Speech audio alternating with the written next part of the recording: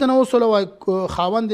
کور وربخلی دا شاهدان ایښي دي او ګوتې ایښي دي دا کور دته وربخښل شوی ده او اوس نو زوی را جګېږي وایي چې دا کور تا ته نه ده دا د پلار میراث ده او پلار په خپل ژوند کې یو کال مرګ نه مخته په جوړ حالت کې ټول ملکیت انتقال کړی خپلې ښځې ته آیا دا ښځه اوس تصرف مالکانه د کور کولی بلې هو دا کور د دې ښځې دا کور چې کله او که داسې هغه لیکلي وصیت یې کړی وي وصیت وارث ته نسته وارث لپاره نه ده او که دا وایي چې خلک راټول کړل ویل چې دغه ملکیت ما د ښځې ته انتقال کړ او ګوتې خلکو کېښودې شاهدان موایسته او شاهدان ژوندي دي